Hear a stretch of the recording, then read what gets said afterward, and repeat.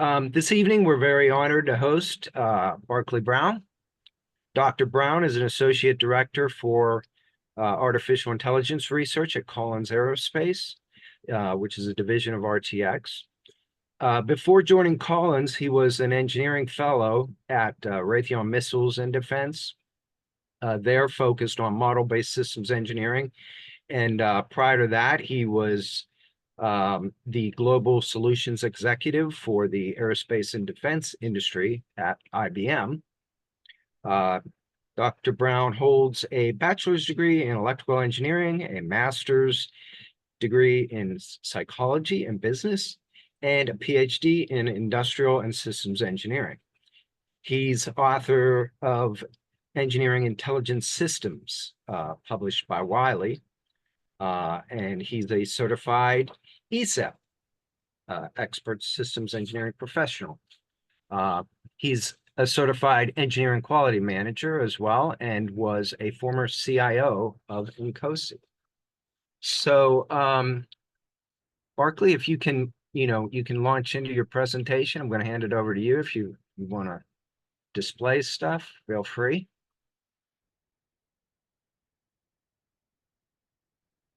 I'm still muted. Sorry about that. Yes, thanks for the opportunity. I'm happy to talk about this because, I just talk about it all the time. And it's kind of my main thing to talk about. Was on last night with a bunch of chapters in the Asia Oceania sector. They had I think one of the biggest INCOSE events ever. And you're going to get to hear the talk. If you came to that, anybody come to that, you're going to hear the same talk again tonight. With a few updates, with actually an update maybe, right? So yeah, we had 350 people or something at that thing last night. That was pretty amazing for that sector. That's phenomenal as a response. Anyway, all right, let's launch right in here. So, excuse me, sorry about that. Where are we going to go here? Well, I want to start out with some very new news. So did anybody see this announcement yesterday? So this was it yesterday or the day before? It was this week. The latest version of GPT and ChatGPT from OpenAI. It's called GPT-4o. The O is for Omni, apparently. And the main thing that's interesting about it, not now, right? But go later and look at the demos and stuff. And what's very interesting about it is it's a whole different kind of approach to large language models. And you can see the features there. But by the way, I generated that feature list from them. They didn't have very nice systematic materials. So I took all the text off their GPT-4o webpage, put it back into GPT-4o, and asked GPT-4o to summarize it in a nice bulleted list suitable for a PowerPoint slide in HTML format. It gave me the HTML, brought it up in a browser, did a screen capture, and put it on the slide. So that's how I generated that stuff right there using itself, right? And of course, I used its little cousin, DALL-E 3, to generate the image on the right. And you can see the prompt that I used there: create an impressionist-style oil painting of a robot in a social situation in a bar, drinking and talking with human friends as an equal in the group. Except he's not drinking. Would have been a little better if he had like a beer in his hand or something, right? But anyway, and why did I do that picture? Well, the main feature of GPT-4o, if you can picture this, and if this doesn't make any sense, it'll make more sense after the rest of the talk if I tell you how these things work. But the GPT-4o model was trained not just on text, but it was trained on audio and video and imagery, all natively in the model, right? So before, you could talk to ChatGPT, but what it was doing is one program was interpreting your speech, putting it into text, feeding the text to the LLM, and it gave back an answer, right? No more of that. It's natively trained on speech, voice speech. So when you're talking to it, that's a native input form, just like typing into ChatGPT. And as you know, if you know anything about linguistics, spoken language and written language are really two different languages. We kind of connect them, but it's very possible to be able to speak English without being able to write it, and even vice versa to some degree.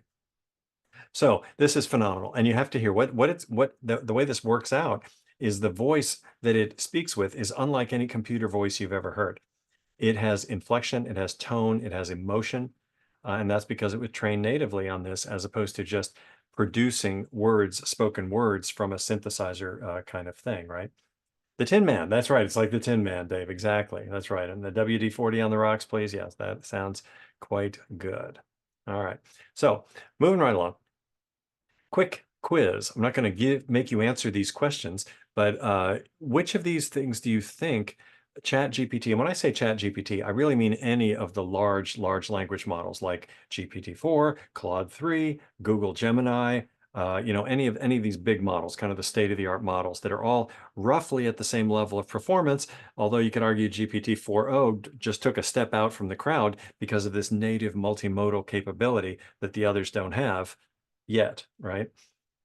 Really kind of, so anyway, we'll see. It's a horse race, right? And everybody's competing in this, and we're the beneficiaries. We get all this stuff. In fact, by the way, another thing they did with GPT-4o, they made it free. So you can now use their latest model for free. No ChatGPT Plus subscription. You get more queries if you have the Plus subscription, but you can use the latest model for free. You used to have the Plus subscription to get the latest model and all that, right? So pretty interesting. Anyway, back to our quiz. So the question here is, what do you think a large language model, ChatGPT, et cetera, do you think it's going to be good at these tasks? Is it going to be a successful thing to try to get it to do this? Writing a family Christmas poem with some inside jokes. What do you think? Well, we're going to show you an example of that. That one turns out pretty well. What about writing an effective cover letter for a job description? And we'll show you an example of that kind of in a way with a resume. But spoiler alert, if you just ask it and you say, I'm applying for a job as a systems engineer in the aerospace industry, write me a cover letter, you're not going to get something good. You'll get a cover letter, but it'll be very banal, very generic, very lame, shall we say, right? Because it doesn't have anything specific to work with. It's going to be generic systems engineering stuff for a generic applicant and a generic job, right? But we can do a lot better than that. We'll show you how to do that. What about this one? Choose between several business ideas based on which will be more successful. Anybody thumbs up, thumbs down on that one? What do you think? That's a problem. I'd give that kind of a thumbs down the way it's phrased. And the reason is we're asking the large language model to make a judgment, to kind of make a decision, to kind of evaluate something and come out with a judgment, right? And it's not good at that. It doesn't think the way we think. In fact, it really doesn't think at all. We'll get into that. But now if you said, well, all right, let's modify it and say, hey, can it pull together information and background research on different business opportunities so that I can evaluate and make a decision? Sure, that's great. But that's very different than asking it for a decision. Anytime you're asking it for a choice or a decision, you're on a little bit shaky ground because you don't know, you don't have any way to know from where that thing is going to come from, right? All right, what about analyze a project proposal as to feasibility, budget, reasonableness, and value? Sounds good. Also very difficult. Thumbs down, Dave says. Yes, I agree with that. Again, you're asking it for a judgment, right? Now, if you said, all right, pull together information so I can analyze project proposals, sure, okay, but not doing the analysis itself and making the assessment. That's where you're on kind of shaky ground. Summarize a set of project status updates into a brief executive summary. Big thumbs up. Any large language model, even really small ones, can do a fantastic job at summarization. Summarization is one of the easiest things to get any of these things to do. Check a document to see if it meets our set of written standards. That's kind of interesting, isn't it? Don't you have standards for documents in your company? Like architecture documents should look like this and should have these things and blah, blah, blah, right? Could it look at that and then judge, in a sense, evaluate an architecture document over here, said, does it meet these standards? But it's not a judgment, right? It's just saying, does it meet this? Yes. Does it meet this? No. Does it have this? No, it's missing that, right? That kind of a review, it could be really good at, right? Write a plan for a project. Again, kind of iffy. What do you mean by writing a plan? How would it know how to plan your project, right? It doesn't, unless it knows everything about your project and you've already sort of given it the input to build the plan, in which case really you've planned it. You're just asking it to write up the plan, and that would be fine, right? Write a legal brief on a subject. What do you think about that one? I'm gonna give that one a big thumbs up, and I'll show you because I saw the news story too. In fact, I'll show it to you here if you haven't seen it. Really fun. All right. And generate a small database of 100 made-up people with made-up addresses, made-up phone numbers, 100 realistic fictional people. What do you think? That one's awesome. I've never seen any quicker, easier way to generate a whole bunch of realistic data that's completely made up. You're basically asking it to hallucinate. Hallucinate for me, 100 people. And there they are, so that's awesome. Michael, question. I think. Did you put up your hand? You're muted. I don't know if he has a question or not. Try again if you are. Sorry, I was just trying to do a thumbs up. Oh, all right. No problem. All right. And feel free as we go through to make comments. I'm watching the chat. We have a nice little group here. It's easy to keep up with the chat. You can ask questions, make comments in the chat, or raise your hand like Michael did unintentionally, but you can do it intentionally and then call on you and that kind of stuff. So feel free, any way you'd like to interact. All right, jumping in. So let's see. How do we put AI to work? I mean, most of us have probably played with ChatGPT at home and that's fun and everything, but how do we put it to work? And I'm going to break it down into sort of three categories that we'll take a look at over the next few minutes here. The first one is simple question and answer. That's where I prompt it and I get something back. And I don't need to write any software. I don't need any special setups. I'm just chatting with one of these models. I'm asking it to do something for me and it does it, right? I'll show you a bunch of examples of those to kind of inspire some of the use, right? But that is not the end of the story. In fact, some would say that level one, is sort of like having an employee. This is the little cartoon there. Have you ever had one of these, an employee that is really smart and knows a lot and will answer questions for you anytime? They'll walk into their office, they'll talk to you, they'll answer questions, but you can't get them to do any work. But they'll answer questions and they know a lot, right? So it's a little bit like that. And that can be good because sometimes what you want is an answer. But in terms of putting it to work, there's a couple of other levels. Level 2 is called Retrieval-Augmented Generation, or RAG, and that is the way that you supply your own information to the model from which it can then answer questions. And we'll look at that in some depth shortly. And then application design is where the LLM becomes a component in a system. You're writing an application. The LLM is a component that's doing stuff for you, maybe even totally hidden from the user, behind the scenes, perhaps, right? And working for you in your application as part of a system, right? We're systems engineers. All right. So here's one of my experiments. I'm going to be showing you some of my experiments here that hopefully are inspirational. Anybody Star Trek fan? Anybody want to admit to that? Yep, I definitely am. And I was thinking, I wonder if ChatGPT would let me captain the Enterprise. Haven't you always wanted to captain the Enterprise? Maybe you wanted to be Mr. Spock, okay, but I wanted to be the captain, right? So what I did was I prompted, and this isn't the prompt, this is kind of a promo that I wrote for what I finally created was a custom GPT. If you have a ChatGPT Plus subscription, you can go use this thing for free for no additional charge right now. That's the only way you get to it. Under custom GPTs in OpenAI, you look for Deep Trek, and there it is. But let me tell you how I did it. So all I had to do was to prompt the model, prompt ChatGPT. I had to give it two major things. I said, hey, you are to play the computer on the Starship Enterprise. When I address you, you respond like you're the computer on the Enterprise. That's one prompt. That's it. Okay. Secondly, if I address a crew member on the Enterprise, you respond as that crew member with their attitudes, their ideas, their concepts, their style, their knowledge. You basically play the role of all the crew on the Enterprise, plus the ship's computer, right? But not the captain. I'm the captain. You got that? I'm the captain. See? So this is what I told it. And from there, I then started to say something like, all right, I'll give you a mission setup by giving a captain's log entry. You know how it always started out, captain's log, star date, and it kind of painted the whole situation that you would start in. So I said, I'll do that. And I think I hit enter accidentally the first time I did this, and it was just off and running. It gave me the captain's log entry. It says, you're here, you're there, there's a spatial anomaly, you've been sent here to investigate, here you are, and then here's the prompt. The prompt just sits there. I go, wow. So this is really not like a game. There's nowhere to get. It doesn't have some story in mind. I could literally do anything at that point. So what do I do? Well, I thought it was more fun to be the captain of the Enterprise. So I'm like, Commander Data, scan the anomaly, And then Commander Data comes back, I'm scanning the anomaly, Captain, but I have all this interference. So we can't get through and blah, blah, blah. So, okay, well, let's try to clear up the interference. They tried that. That didn't work. So I finally had to take Data and Geordi and assign them to go build a special filter to filter out the interference so we could scan the anomaly. Meanwhile, they're doing that. I decided to navigate around the anomaly and look it over. So we did that. And I was getting bored. We were scanning, we're getting interference, we're getting a little bit of readings and stuff. Wasn't getting much out of this. It wasn't a very interesting episode here that I was creating. So I decided to go out on a limb and I said, Commander Worf, hail the anomaly. Is this funny? You're not supposed to be able to hail anomalies, right? It's like hail the asteroid. I mean, it's inanimate, right? So Worf, with a moment pause, says, the anomaly is responding, Captain. I'm like, what? I've got an anomaly that can talk? So we start interacting with the anomaly and it starts talking. And guess what? It's an alien race and a species we never come across before. They live in subspace. This is why they're hard to spot, right? But they were talking to us.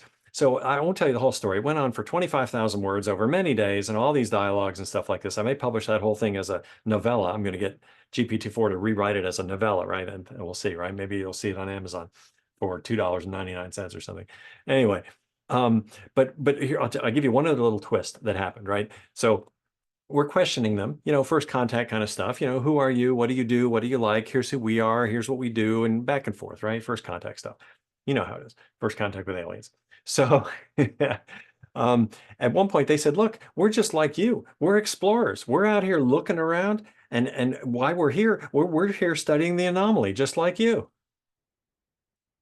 My jaw literally dropped open. I'm like, we thought you were the anomaly.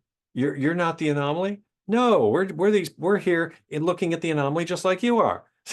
So what kind of surprised me is that there were surprises, right? It wasn't just following where I went. Now I did that, right? Almost anything I proposed would work. So it was nice. It was kind of like improv theater, right? It followed along with my lead, and my commands were almost always successful, which is nice.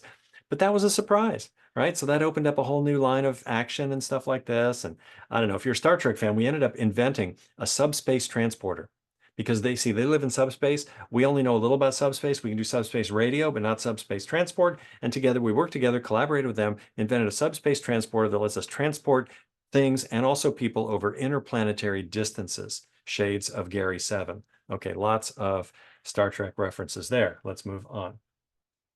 Now, here's an experiment that I want you I do want you to try, right? Whether or not you go play with Deep Trek, okay? um, go into ChatGPT and GPT-4o now, because it's free, right? Paste your resume in there. Actually, sorry, the first step is not that. The first step is ask it about yourself. So a question like this: did Barclay Brown ever work for a defense company in Germany? And you don't have to read this paragraph. I'll save you the trouble. It basically says, I got no idea. No information on that. Don't know. All right. So then the next step is you paste your resume into ChatGPT, the whole thing, the whole resume. That's not my whole resume, but I pasted the whole thing, right? The whole thing. And then at the bottom of that, before you hit enter, you say, now, did Barclay Brown ever work for a defense company? And as you see there, it gives a brilliant answer. It's combining the main knowledge that it knows, right? It knows what resumes are. It knows what a job history is. It knows what working at a company is. It knows what a defense company is. It has all this background knowledge. And then it combines that with the specific knowledge that I just gave it, that I just pasted right into the paste buffer, right in its face, which is my resume. So this is a very important concept to understand about large language models. They do very well answering questions from information that you've just given them, that you've given them right there in the prompt with the question. They do really, really well. And that becomes very important because that's the whole basis of RAG later on. We'll get to that in a little bit. But you can do this right here. You give it the resume, boom, there it does. It can answer questions about it. And you can do that with any piece of text that you want to try. All right, let's deal with the Christmas poem. Shall we try that? So some of you may know I'm involved in quality management in INCOSE, lead or led. I was one of the founders of that working group. And I wanted to put out to my buddies a little Christmas poem, right? This was Christmas last year. So notice the prompt. As somebody just said, prompts need work. Yeah. One of the takeaways from this little seminar, by the way, you ready for this? Here it is. Write this down. Your prompts are too short. Okay, there's the problem. Your prompts are too short. You need to be more specific. In fact, I was just reading in one of my AI newsletters here, and it says there's this thing called mega prompts. And I haven't even looked into this. I don't even know what they're talking about. But mega prompts apparently are prompts to a large language model where the prompt goes on for pages. And it sets up very complex ways that you want the LLM to operate. So that's fascinating. I got to look more into that. But so this is not a mega prompt. This is sort of a medium prompt, right? I guess, right? It's a few sentences. So it took a few minutes to write this, but let me give you a couple of pointers here about writing prompts based on this example. Write a Christmas poem in the style of "'Twas the Night Before Christmas." So that's nice and specific. It has a form, it has a style, it paints a picture for it. Now, include the following people: Larry and Dorothy, his wife. So I wanted it to know they were a married couple, right? Bill, Hazel, and then Honor and Barclay, who are a couple. So again, I wanted to mark that, right? Professor Kim, a man. Why do I put a man? Well, because Kim could be taken as a female name, but this Professor Kim is a man. So I wanted to clue it in so it doesn't refer to Professor Kim as she, which it otherwise might do, see? So I knew to give it that. Also include the following organizations and concepts in Incosi, an organization, just in case it didn't know Incosi was an organization. It might, but it doesn't hurt to include it. QMI is an educational institution, and then some phrases, vocational certainty, blah, blah, blah, and the phrase one worm. Now, you don't know what one worm refers to unless you've been through the QMI training, and then you know, right?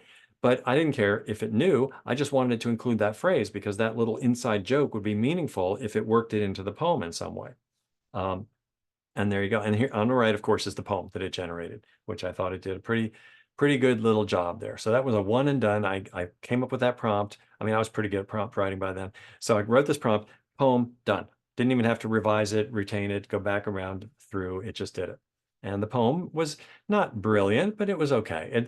I think it still struggles with rhyming. Some of its rhymes are kind of lame. So I don't love that, but you know, there you go. You get what you get. I try to get it to generate limericks, and the rhyming is really lame in limericks a lot of the time. Anyway, all right. Next, now let's deal with this legal brief. So you may have seen this story, came out of Colorado last year, 2023, I think, or 2022, I kind of forget. Anyway, recently. And what happened here was somebody in a law firm, it was a paralegal or a legal assistant, I think, used ChatGPT to generate a legal brief for the court for a case that their attorney was involved in, right? And they generated, looked good. They take a look at it, said, this looks great, submit it to the court. Well, unfortunately for them, opposing counsel and perhaps the judge examined it and got suspicious. And they found upon closer examination that one of the 3 cited cases in that brief was fictional, didn't exist. It was a hallucinated case. It was a very relevant case, but it was totally false. Well, the court was not amused, shall we say, right? So this made national news. It was all over the place, really something, right? So I saw this. I said, man, this is too good. And this is too good. I got to try this. So what do? I try it. So I said, write a legal brief citing relevant cases on the issue of whether a passenger in a car can be held partially liable as the cause of a crash. I thought that was a pretty interesting legal issue. I didn't know the answer. So I said, let's see a brief on this, right? So it wrote me a beautiful brief. This is just a tiny little clip from it, but it wrote me a beautiful brief, went to about 2-3 pages, something like that. And then it cited 3 cases. And there's the citations of the cases right over to the right there. So I'm sitting there looking at it and I'm like, oh, what are the chances of one of these cases being hallucinated? Wouldn't that be interesting if it did that? So I thought, first step, I'm going to ask it to check itself, which is a really useful concept. So I said, tell me more about Larson v. St. Francis Hotel 97, blah, blah, blah. Tell me more about that case. And it says, oh, that case is very important. It established this, and it was about this, and this was relevant, and it connects to this thing this way. It had a lot to say about that case. I'm like, okay, all right, cool. Now, tell me more about Taylor v. Garcia, Texas, 1958. It said, you know, I don't know anything about that case. I really don't have anything. I don't even know anything about that case. Pretty funny, right? Sure enough, that was a hallucinated case, right? So by challenging it a little bit, I could find that out. And then even perhaps more curiously, the third case, Lee versus Yellow Cab, it also didn't know much when I asked it about it, but that turns out to be a real case. That was a real case. Of course, I verified these for sure with LexisNexis. You know, you go look them up online and you find the reality and so on. So there it is. I think hallucinations we're gonna move past that eventually, but still we're getting some stuff that's hallucinated that we shouldn't. We don't want to get hallucinations of that kind of stuff. So if you gave it a detailed outline of a technical paper, says Dave, can it generate a good legible paper? And is that ethical? Well, first of all, I would just ask it to generate the detailed outline, you know, and try that, right? So then you say, but all right, let's say you have the outline, whether you write it or it writes it, right? Then the question is, what's it going to draw from to write the subject, to write the material in the paper? If the paper can be successfully written using a combination of all the information on the internet that exists today, and just summarized and put together and woven together into a paper, then yes, it probably could do a good job at that. But is that going to cut any mustard with anybody? It's just a rehash of the same, of stuff that's known, stuff that's there. It may not be that interesting, but could it do it? Sure. You know, and it could write it based on what it knows. Now, a slightly more clever way might be to have it create the outline and then maybe you supply some information for some of the parts, and then you ask it to write other parts, and you kind of collaborate on it. You know, you write this part, let me write this part, or I'll give you some detailed bullets and let you write this part from my detailed bullets, right? Then you'll get something that's more yours and more like that. Whether it's ethical or not depends on where you're sending it, right? OpenAI says you own the stuff that you generate. So you're allowed to send it out, you're allowed to sell it, you're allowed to publish it and sell the book, things like that. If it's any good, that's the question, right? Are you allowed to submit it to a journal for publication? I think a lot of journals are saying no, that is not allowed. You're not allowed to do that. Or what about a professor? If you're submitting it for a class, well, it's up to the professor, right? Do they say you can use AI? You can't use AI. Another whole subject, right? Could the same exercise be applied to generating specific images? Yeah, exactly. That's right. I can generate images of many kinds. You'll see some more examples here of images coming right up. In fact, right here, as I mentioned in the pre-game here, I got roped into being communications chair for the Atlanta chapter. So I thought, well, we ought to have a newsletter, shouldn't we? But let me see if I can get my buddy GPT-4 and my other buddy Claude 3 and my other buddy Perplexity.ai, and we can all work together to generate a newsletter. So this is a little bit like what you were saying. So what I decided to do was said, all right, well, first of all, let me generate an image of Atlanta here. So I took that, and I admit I made this image of the what they call the nameplate. I made that manually. I just used PowerPoint to kind of stick that together. Okay. Then I said to myself, I want some articles. So one, you can't read this, I know. This is the whole newsletter on the right. I wanted a welcome. So I said, write me a welcome to the newsletter, citing other things in the newsletter and blah, blah, blah. Okay, so I took it, let it write that. Then the next piece is background of the Atlanta chapter. Well, what I told GPT-4, I said, give me a brief overview of the Atlanta chapter based on www.encozy.org/Atlanta. So it just went to that webpage, grabbed the stuff, and wrote me a little introduction. So I looked at it, said, oh, that's good. All right, I'll use that. Then we had a little article about the elections. Well, one of the other officers sent me that. So I just included that text as it was. And they sent me the bios of the people. They sent me the bios, sent me the photos. But then this one that's highlighted here was kind of interesting. I said, we have a lot of members from GTRI, Georgia Tech Research Institute. So I said, wouldn't it be nice if I had a little article that kind of summarizes GTRI's best engineering accomplishments in 2024? I mean, that would be cool. It's kind of like a member organization spotlight for this month, right? And so I told it to write that. It gave me citations, it gave me links. I checked those, make sure those links were correct, right? And then I asked it to generate an image for that article. And sure enough, it gives me this nice image of the Georgia Tech building with a bunch of other crazy stuff, Atlanta stuff in the skyline in the back and floating spaceships and all this stuff, right? So I worked with it to generate each piece. And then the final piece, the final bit of the recipe was I put each piece in a Word document that had the text, it had the link to the image and stuff like, so I had this like collection of 6 Word documents, right? And then I wrote a little piece of Python that takes all those Word documents, mashes them all together, reads all the text and everything, mashes them together, and then puts a prompt in top of it. And the prompt basically said, take all these articles that are down here below and create a newsletter. Do a layout this way with separations and columns and photos and positioning all this stuff and produce the output in HTML.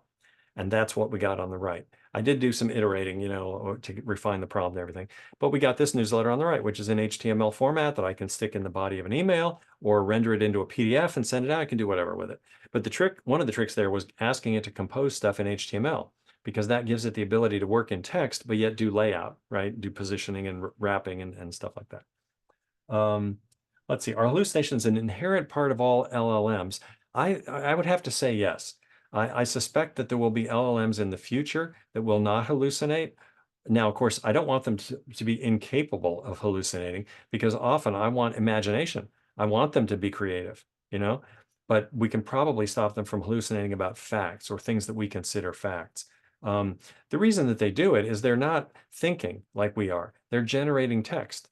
And if they start down a path of text and what comes next and what comes next and what comes next, they can very easily get into a kind of a path where they're creating stuff and what they're creating would be, to our eyes, false, right? It's just words to it. It doesn't know. It's not thinking, right? It's just generating words.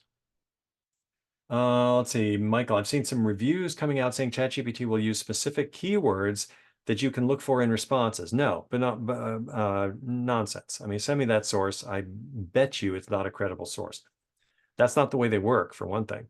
And there's no way you're going to conclusively be able to detect an AI. Now, OpenAI has just put out some work that says they can detect an image created by an AI. Now, I don't know if it's just their AI or other AIs or things like that, but that horse race is going to be a losing proposition, because you're going to get somebody say, look, we can detect AI produced text. And then the people that are trying to do it will find a way to get around that. And then the detectors will have to get better. And boom, boom, boom. It's, what are you trying to accomplish there anyway, So anyway, getting on academics is another subject. We can talk about that later if you want. Yeah, like don't let the truth stand in the way of a good story. Maybe. It depends on the situation, right? If I'm trying to be creative, like Deep Trek is all hallucination. I'm begging it. I'm telling it to hallucinate for me, and it was fun, right? So I don't want to not be able to do that. All right, that's the newsletter project. Here's yet another Encozy example, right? This was kind of my great lab to play with. But Encozy, we put out a survey just to a bunch of leaders. It was a few dozen people. And one of the questions asked people to type an answer, right? So you know how annoying that is. You ever have a survey and you got hundreds of responses and everybody's typed a little comment or a couple of sentences or something. So I asked GPT-4, probably in this case, to summarize it. Here's the prompt in the blue up here. The following numbered items are responses to the question. It cites the question, or I put the question. Please summarize these in a list, giving more emphasis to concepts mentioned in more than one response. Use no more than 10 items in your list and no more than 200 words in your response. And then I just pasted all of the survey responses, all the text, all the stuff people wrote. And sure enough, it gave me a pretty nice set of summarized ideas with cross-references that I didn't even ask for, but it's a nice touch. Cross-reference to all the responses that mention or allude to this topic, right? So this was pretty nice. I thought, man, it would have taken me a long time to do this, and I probably wouldn't have done it as well. But there it is. There's the 10 central main ideas that came out of everybody's comments. I might have tried, give me 20 or give me 25 and see what I get, or give me 4, see what I mean? You play with this, right? Let's see here. Michael says it's more on a set of words that are statistically more likely to be in a response. Yeah, but I bet I can get around that because I can prompt it to speak in a lot of different ways. It is true that if you don't tell it how to write, there's a certain sound to it. And to my eye, it's a little bit overhyped. I think it's been trained on too much sales literature. So everything is groundbreaking and innovative and on the verge of this, and it's hyped sales language, I call it, right? But you can simply tell it not to talk that way. I've done that, right? Because I wanted something I could use for work. I didn't want people to pick up it was from ChatGPT. And so I coached it. I said, write it this way without these hype terms, but write it for this kind of an audience with this kind of terminology. And it wrote it that way. And nobody said anything about it being AI generated. It didn't look AI generated because I told it how to write. So that's not as simple as it may seem to detect what's going on. Now I could be wrong. Maybe someone will figure this out, but then again, I bet I can prompt it to write it different. What if I told it, look, write it and only use very common words? Well, that's going to completely change how it does. Only use words of more than 3 syllables. I bet it could do that. GPT-4, one of the interesting things they showed that GPT-4 could do that GPT-3 could not do was, and you could try this, write a sentence about, let's see, what would it do? Oh, summarize this little paragraph in a sentence where all the words in the sentence begin with the letter C. That's hard to do as a human. All the words begin with C. GPT-3 doesn't even try. It just produces a summary, just ignores the instruction. GPT-4 will produce a nice little sentence where every word begins with a C. So it's all about the prompting. It's all about telling it how you want it to be. Is that using a persona? Yes, kind of. I'm going to show you persona more specifically here in a second. So hang on to that one. You could train a model on your own writing. Yes, that's an experiment I'm working on. In fact, I call it write like me. So can I wasn't going to train it. And again, training is problematic because you don't train a large language model. It's already trained and you can't retrain it unless you've got millions of dollars and are going to train your own model and stuff like this. You can fine tune it, but that wouldn't do what we want here. It wouldn't give it new information, right? What I'm thinking about doing, I'll just tell you about this experiment. I don't have a chart on it, is have it analyze my writing. Like, I've got a book, right? So I can give it a chapter. So take this chapter from my book and describe in very precise terms my writing style. Describe the tone, describe the voice, describe the use of adjectives, describe the use of metaphor, whatever, all this stuff, right? And come out with a little sort of formula that captures my style for chapter 1.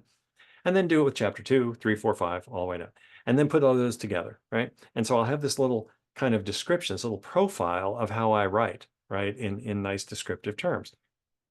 By the way, if you don't know what should be in that model, just ask it. That's how I created the models. I prompted it. What are the different aspects of describing a writing style? Well, boom, boom, boom. Here's this. So I used it that way.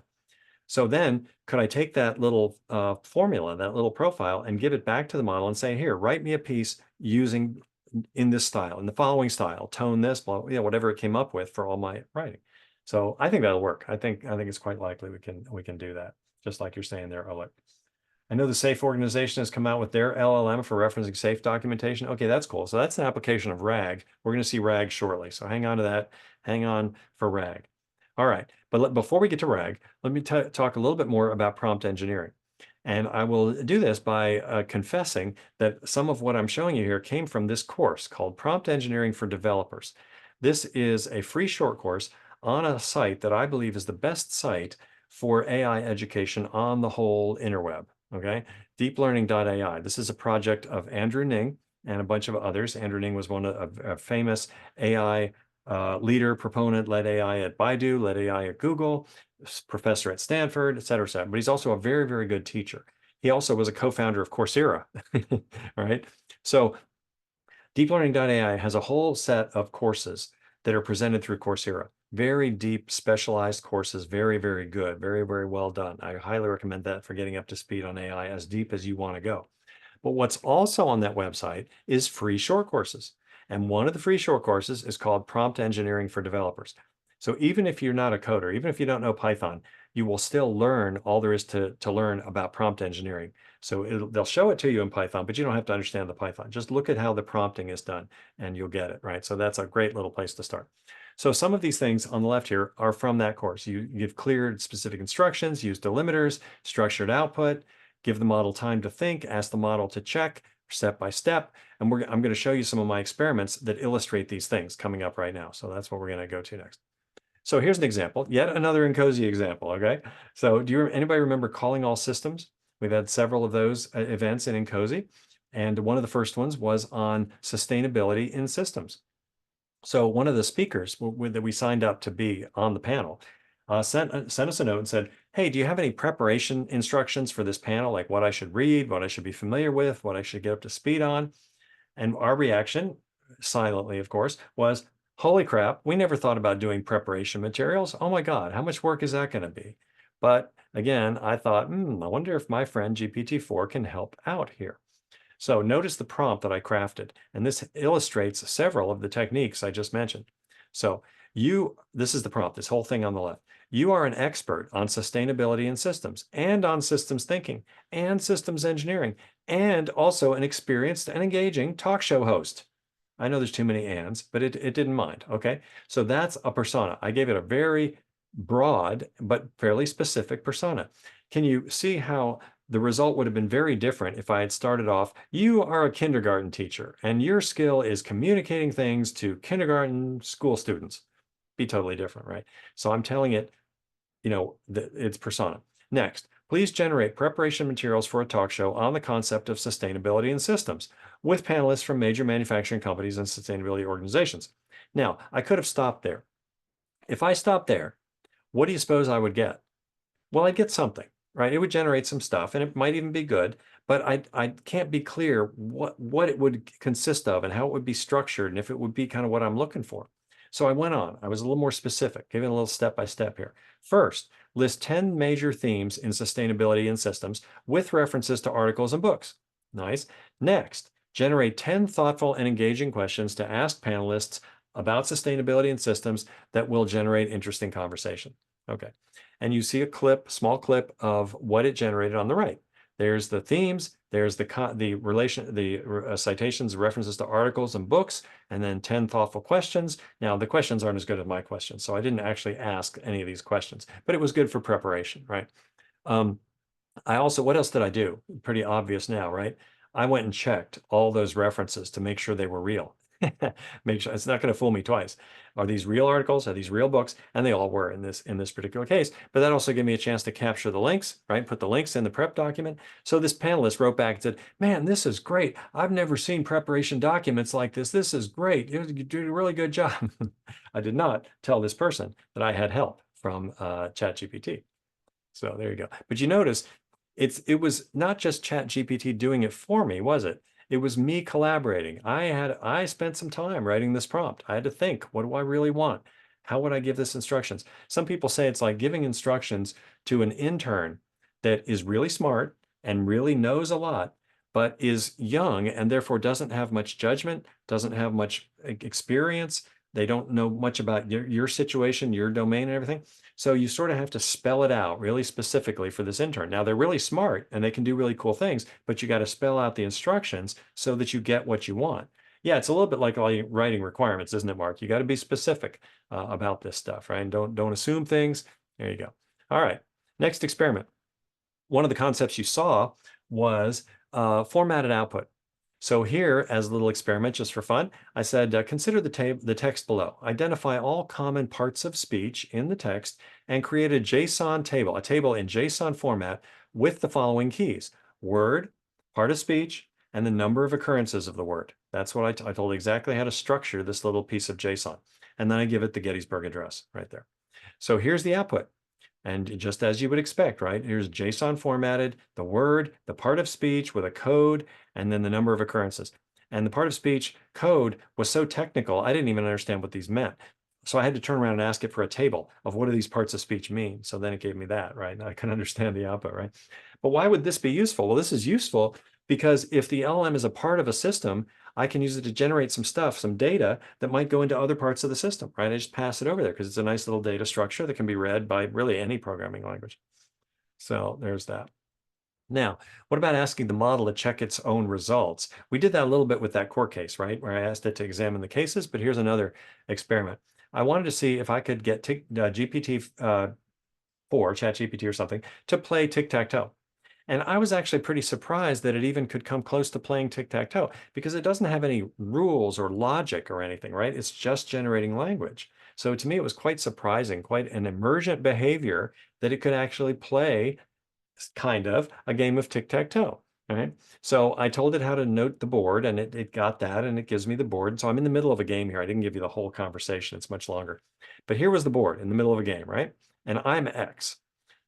So does any particular move leap out at you that would be a good move for X here? Of course, I can win on the next move, right? So I said, all right, I'll take position 4 for X. It said, all right, good. Now here's the board now. And it redraws the board correctly. This is right. And then it gives you in another format here just because it thought that was appropriate. And it also wants to commentate on both its moves and my moves. With this move, X has created 2 winning opportunities to do this and this, and I must block that on the next move. I'm like, what? So I said, is the game over? And it says, oh, I'm sorry. My apologies. Yes, the game is over and you have won the game. Well, this happened again and again. Sometimes I'd be playing a game, it would make the winning move. And then it would say, okay, what's your move? And I'm like, is the game over? And it's like, oh, yes, my apologies. I've won the game here, you know? So now I could probably get around that by prompting it more, saying, look, before you make a move, check to see if the game is won. You know, after you make a move, check to see if the game is won, right? So I could probably get around this with better prompting, but it illustrates that you can get it to check itself if you kind of question it. Sometimes just telling it, can you give me a better answer? Sometimes that'll improve the answer. Believe it or not, it's kind of weird. But asking it to check things can be useful because, see, it's not doing what we're doing. It's not doing thinking. So it doesn't, our tendency, if you give me an answer that I doubt and I express some doubt, what are you going to do? You're not going to redo it. You're going to defend the answer you gave, right? That's human nature. That's what we probably all would do, right? But it wouldn't be like that. It kind of redoes it. It kind of reworks things and comes out often with something that's better. All right. Chain of thought prompting is proceeding step by step. So what we ask it to do here is generate a step-by-step prompt. So what I actually asked it to do here was to generate a prompt that I could then turn around and give back to the model to generate a plan for a party. So it's kind of meta, right? I ask it to help me generate the prompt, and then it can generate the plans for the party, right? So chain of thought prompting takes two forms. One is you just tell it, please proceed step by step. And believe it or not, just saying that often improves the quality of its reasoning and of its problem solving and so forth. So that can be a really useful thing to do. The other form of chain of thought prompting is where you give it the steps. You saw that already. Do this, then do this, then do this, step by step, right? And then generate a nice image to illustrate the party invitation. There you go. All right. Prompt and response templates. So yet another technique, right? So this was, have any of you taken the QMI course, quality management course we offer through NCOSE, through the Quality Management Institute? We still are offering full scholarships to it. Really great opportunity to take that literally multi-$1,000 course for free if you're a member of the AI working group in NCOSE. So pretty cool. Anyway, we were offering another cohort of this course and people were emailing me to enroll, right? Because we didn't have some registration system. So I could read each email and cut and paste the first name, the last name, the phone number, the email, all this stuff into a spreadsheet and make a list. That would be the normal way. Well, I'm not normal anymore. So I wrote a little application in Python. And the little application was very small because it mostly let a large language model do the work. So here's the prompt. Read an email, extract the following items into a Python dictionary in the following format. Show only the Python dictionary. Do not include any other messages or text. No commentary. Just give me the dictionary. So here's what's in the dictionary. First, reg, yes or no. It didn't even mind that I had a typo here. Yes or no. Is the email requesting to register in a course? So it gives me this little field called reg, and it's either a yes or no. Then FN, what's the registrant's first name? LN, what's the last name? Member number, what's the member number? Email, so on. So I told it what each field should be, and it knows about emails and phone numbers and dates and things. So it's able to pull that stuff out of a freely written email and put it into the structured form. So this turns out to be a great kind of application, getting an LLM to read unstructured information and put it into a structure. If you can describe the structure you want and tell it how to find things and how to do it, like an intern, then it can do it. So then I could take this little Python dictionary right here and paste it into something else, into a spreadsheet or a database, and I was off and running, right? So that was pretty cool. All right, RAG. We got to talk about RAG. We're getting close to running out of time, but not yet. All right. So RAG is Retrieval-Augmented Generation. And the way RAG works is this. Let me work with this diagram over here. You give it a prompt, regular chatting, you give it a prompt, the LM gives you a response. That's regular chatting. That's chatbot. We've been doing that, right, so far.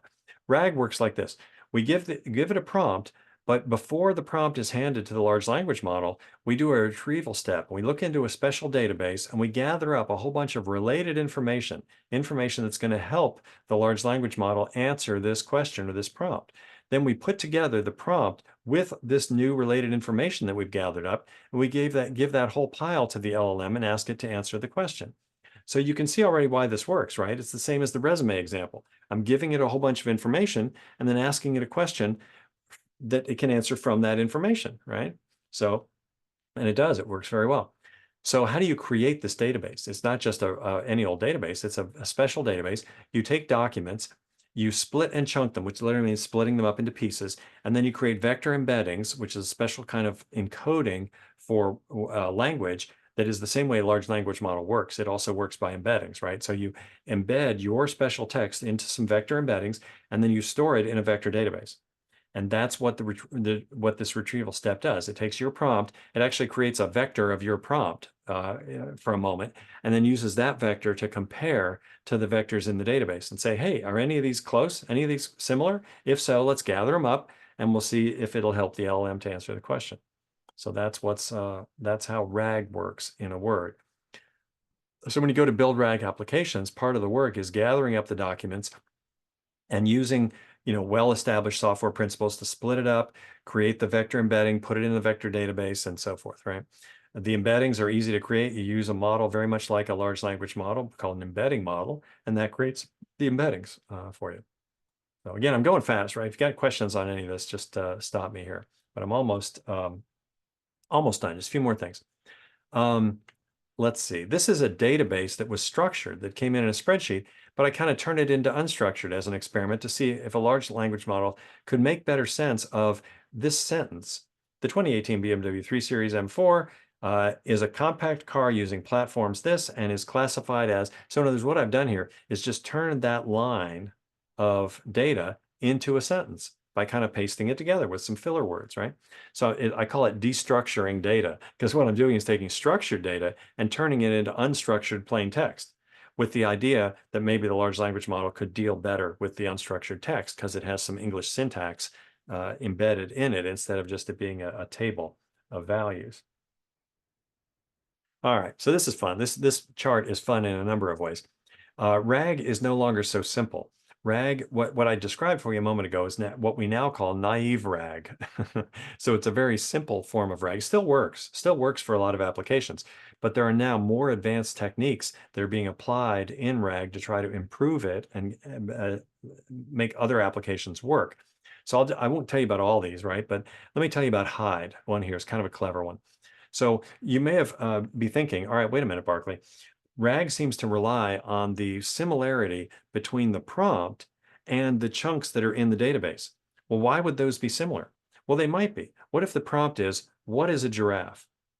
Well, I bet in the chunks, if I got the right kind of database, there's going to be a passage that says a giraffe is blah, blah, blah. So those are going to match up very well. What is a giraffe? A giraffe is. See?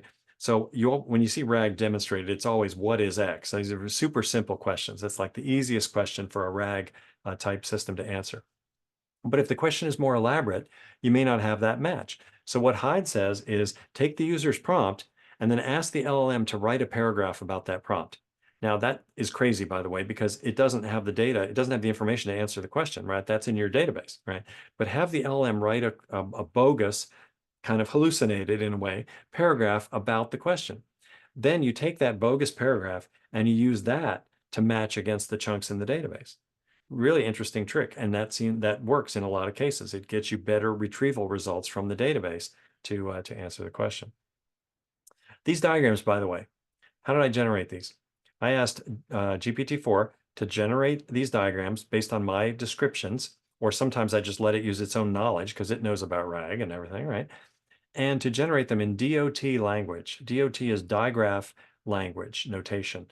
And I let it generate the digraph notation, and then took the digraph notation and go paste it into GraphViz, or in this case, SketchViz, which are free online websites that take that language and render it as a drawing.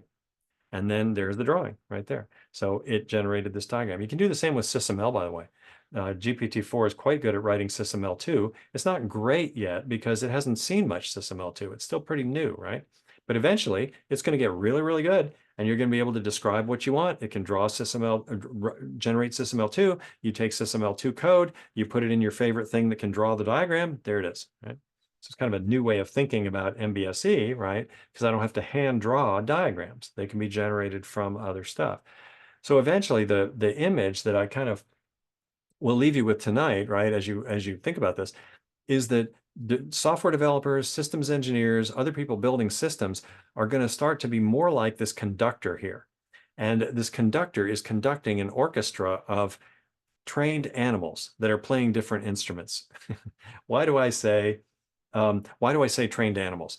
Because a lot of times they can do things, but again, they're not creative. They're not human. They're not minds, right? So they can do something. So maybe I have this bear and he's trained to play the timpani. Okay, that's great. So when I need a timpani, I signal the bear and here comes the timpani, right? That's great. And other things. And in fact, this kind of structure is emerging as now probably the future of large language models and what they call agent or agentic workflows. So I'll give you one kind of intuitive example of an agentic workflow. Here's a simple one. Let's say I go to a large language model over here and I say, you are an expert writer. You're an expert business writer or engineering writer or whatever, right? You're an expert writer. You can write this, you can write that, and you're a very good writer and blah, blah, blah. All right, fine. You just wait. Then I go over to another large language model, or in fact, it can be the same large language model, but just in a different session, right? So it doesn't know. And I tell it, you are an expert writing critic and you can critique writing, come up with constructive suggestions to improve it. You can check this, you can do all this kind of stuff, right? So then what do? I have them set up. I have them work together. I tell one to write, and I take what it wrote, give it to the other one saying, you critique this, create some suggestions and instructions and stuff. I give that back to the first one, say, hey, rewrite that using these instructions and these corrections. And it writes, and I may do several, pass it back to the critic, criticize it again, right? And this kind of flow, even though it doesn't seem like it would really work, it really does work. It really does improve the results that you get out of the models by letting the models take on different personalities or different roles and then work together in a flow. By the way, these agents don't have to just be large language models. What if one of the agents is a little thing over here that can look up stuff in a big database, a regular old database, right? And so that agent sits around and it's ready whenever anybody else wants lookups from that database. They ask that agent, it goes and looks up some stuff and brings it back. And then maybe another agent summarizes it and formats it and then gives it back to the user, whatever, right? So these are the kind of things we're going to be seeing. So you're going to be like this conductor, conducting things like it shows there. Yeah, Mark, going to put me out of a job. Well, it could change your job. So this is something I've been working on a lot in our research is how much of a systems engineer's job is stuff that could be done by a large language model. It's not all of it. Now, I say it's not all of it. If your idea of a systems engineering job is rearranging information all the time, well, maybe it can do your job. But hopefully your job involves more than just rearranging information, right? It involves thinking and creating and understanding and bringing human intuition and creativity and knowledge to something, right? And that you should do, and the large language model can do the other stuff. Let's see. Ron says, if not using AI in our offices, how much can we take away from this session while applying MBSE? Let me see. What are you saying? So how much can you apply a talk on AI if you don't use AI? Not sure. So Well, sorry, what I'm trying to go ahead. sorry, what I'm trying to say is like let's say we don't like, have an AI engine or any application in our offices Okay. and we like to apply MBSE in our offices. Yeah. Based on what we're learning how to be specific, how to be like, better conductors or system engineers, how can we apply like what you're teaching us here Yeah. back to our offices when we I'm don't have afraid, yeah, I'm afraid I don't really have a good answer for that. Okay. You need more of a seminar on how to do MBSE. So, if you don't have AI access to AI models, you can't do really anything that I'm going over here. So, by the way, I'm surprised. There are probably companies that are still sort of banning all use of AI, but make sure that that's really what's going on at your company. Did you know that you can download large language models and run them on your PC? Now, to do it at work, your work has to allow that, right? It has to have permissions and stuff. But small models can actually be run on your own PC. Some of you may want to try this. I'll give you a few hints here and try it on your home computer first if you want, of course. Download a little piece of software called Ollama right there. It's free. And Ollama will let you retrieve and run large language models on your PC. Now, how big a model you can run depends on your PC. If you have a nice GPU, if you're a gamer, you're set. You can probably run almost anything. You got a big old GPU in there. You got a smaller GPU, got less system memory, maybe, but probably. But the one, if you think a kind of a limited computer, try this one, Phi 3 Mini. You'll see in Ollama when you install it, you can just pick Phi 3 Mini, just tell it to run that, right? Phi 3 Mini is a tiny little large language model. It's only got 3 billion parameters. GPT-3 has 176 billion parameters, right? So this thing is tiny, right? GPT-4, 1.7 trillion parameters. So Phi 3 Mini is this little bitty phone model. Microsoft designed it to run on your phone. That's not set up yet, but that's what the model is for. So you can run it on almost any PC, and it does some really smart stuff just right there on your local PC. Pretty fun. Let me see, what else do I want to do? Oh, that's really kind of it. All right, the other stuff was backup. So I'm kind of done talking. What other questions do you have? Or if you want to spend a few minutes workshopping something like, well, how would I do this? How would I approach this kind of a task or some stuff like that? I'll just kind of stop and let you ask some of that or ask about anything here. Yeah, Plant UML. That's right, Michael. Plant UML is a way to render SysML, right? Just like I was rendering digraph with SketchViz, same idea, or rendering HTML with a browser, same ideas. When you're talking about these mega prompts, Yeah. And He's going to ask me tuning. about mega prompts. I just heard Well, of it today. I don't know anything about mega prompts. well, I don't either, but I know that I've been iterating. So Right. like, there's a lot of stuff that I do in my job that is public.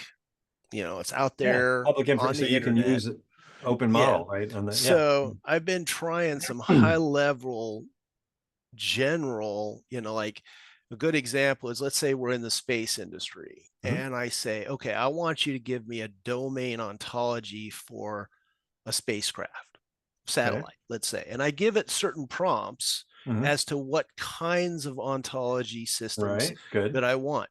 Those I can almost directly dump into my model-based systems engineering model. Yeah. I mean, at some high level, like if we're talking, when you're talking about DODAF or UAF, I can say that that's a high level OV level, right?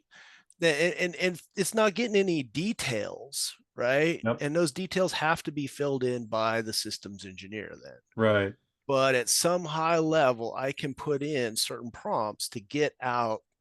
Like I tried this recently with the requirements, was I actually tried to prompt it to say, okay, given that satellite, what kinds of non-functional and functional requirements would I need? And it gave me a whole list of what I call requirements families, right? So now going to a program, I have a kind of a structured set of functional and non-functional requirements that it already gave me, right? And so in some ways people go, well, that's not pertinent to what I actually do, my job. And I'm going, that's where you have to tailor those. Right? That's why you're a systems engineer. You're and on the not right the track. computers Yeah. writing it, right? So if you notice, I asked it for a SysML model of a satellite. Now it can only give it to me in text, but now watch this. Okay, great. I like to be conversational. Okay, great. Now give me the SysML v2 text form of this. There we go.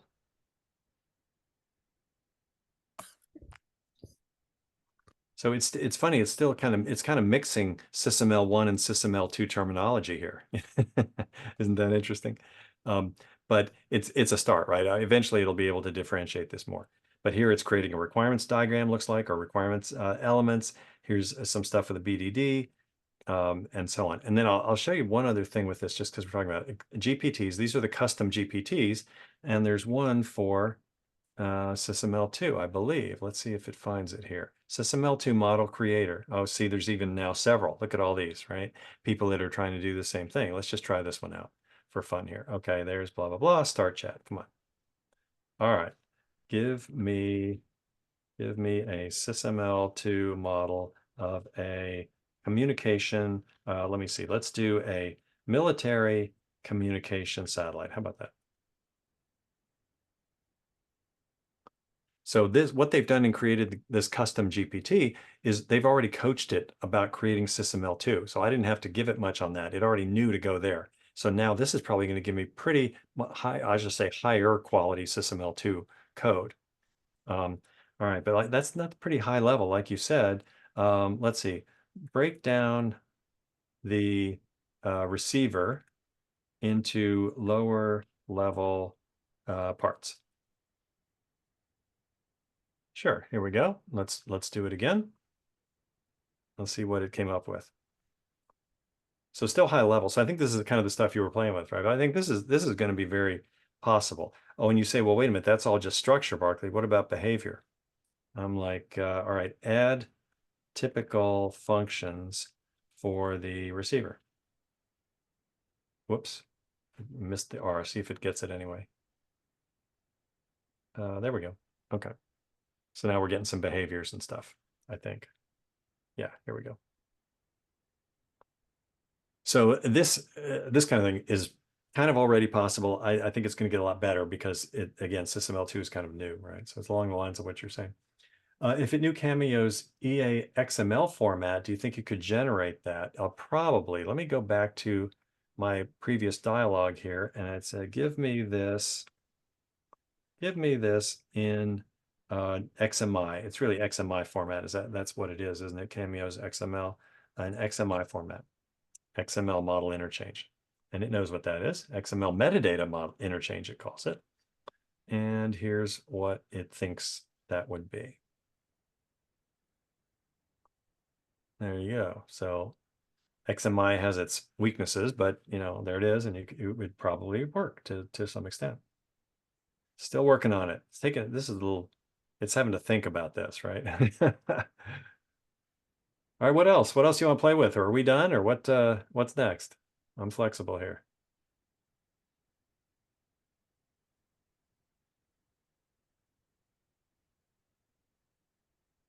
I have another question. So I've been Sure. reading, and I went to a conference last fall on digital engineering, and there was a lot of talk about using semantic web technology. Mm-hmm. And I was just like wondering how something like that compares to like RAG. Well, the semantic web ideas have been around for a long, long time, along with ontologies, taxonomies, structured languages, formal methods. I don't want to throw those all in one basket, but the thing to focus on is not, I've got to use this technology, I've got to use semantic web, but focus on what you're trying to do. What's the result? What do you want? And what's the best way to get it? And sometimes you can go right at it. I used to tease people about MBSE this way. I'd say, why are you creating a SysML model? And they'll say, well, so that we can show it to people. And I said, well, okay, why do you want to show it to people? And they said, oh, so that the people can ask us good questions about the model and we can show them answers in the model. So what you're really trying to do is answer questions, right? Well, what if you could just ask the question and get an answer? Can you skip the whole modeling step? Now I'm kind of teasing, right? It's a little bit of an exaggeration, but if my main goal is answering questions, can I just go right at the question answering thing and see if that works maybe? There you go. There's a cartoon of your satellite system. You like that? I thought that's kind of fun. Looks like it's exploded a little bit. Maybe it's an exploded view. Let's see. Do this in the style of French Impressionism. It doesn't like to copy styles by the artist name. So if it doesn't like you to say Monet or Manet or Dali or stuff like that. But if you simply describe that artist's style, it'll do that, right? So you say, give me Cubist something or other, and it'll look like a Picasso. I should have done that. Cubist, satellite, cube, right? All right, let's see what we get for the impressionist view of a satellite. Oh, that's kind of nice. Look at that. Yeah.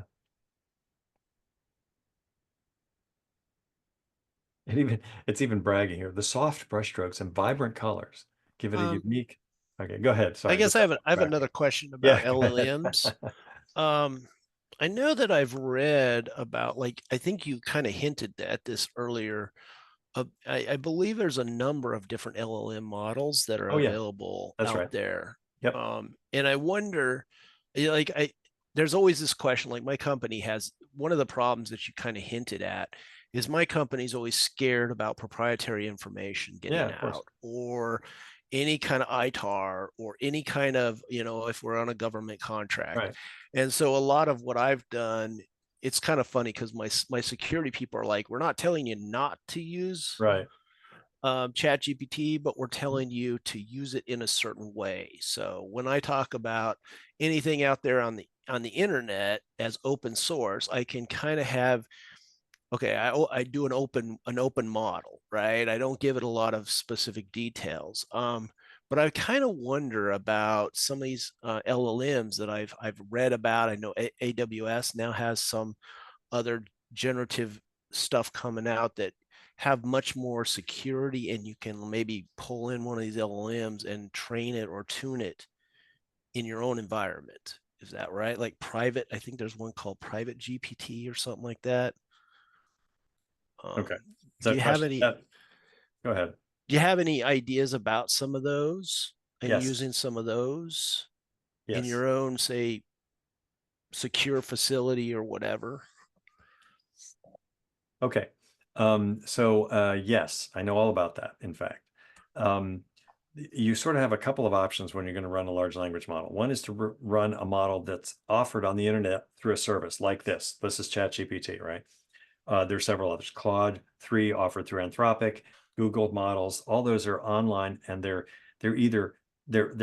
proprietary, they're commercial, and you either get them for free or you pay for them or something like that, right? But they're public, they're out there. So no way you're using any of those for your company information, unless some companies are making a deal with Microsoft, which offers these models through Azure. Azure is a secure cloud service, right? And if your company can figure out that using Azure is secure for our data, we can certify that, we can agree to that, and the models are secure in Azure and we can use them that way. So that's one means. Now, some companies are going that way.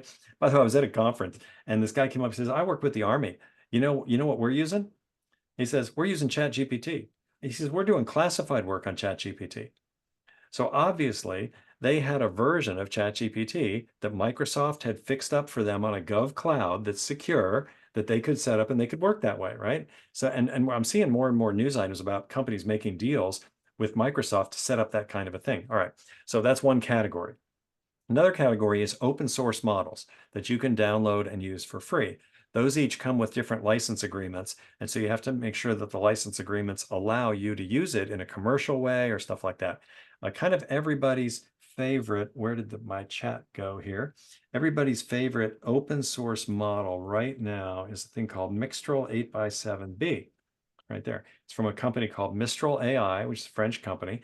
And that is one of the best, small-ish large language models, and you can run it on a very modest sized computer and so forth. So then you say, all right, I can download that, but how can I run it? Well, you can run it with Olama that I gave you before if you have a big enough PC, but you can also take that model and stick it on an AWS cluster. That's what you said, right? If I'm using Amazon Web Services, I can stick it on there. If I've got a big enough machine in my facility, I could stick it on the server there and run it, right? So that's what a lot of us are doing in our companies, is we're downloading open source models and we're using them on in-house computers or secure clouds that we contract with AWS or Azure or something like that. So does that do it? Does that cover it? That's how you would use it in a private fashion. I also wonder about like the RAG idea. I've been thinking a lot more about having being able to put in the documents and have it use natural language processing to pull out specific things and put them in a specific, like if I'm doing requirements, for example, right? And I have a bunch of, let's say, documents that have a bunch of, technical stuff, right? From a customer or whatever.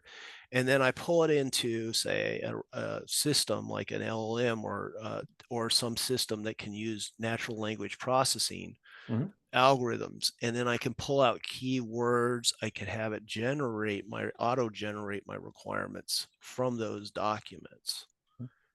I've been thinking a lot about that lately, actually. Well, learn more about RAG, because that you don't have to reinvent RAG. So you can learn how RAG works, and that I think will take you forward a few steps in that sort of thing.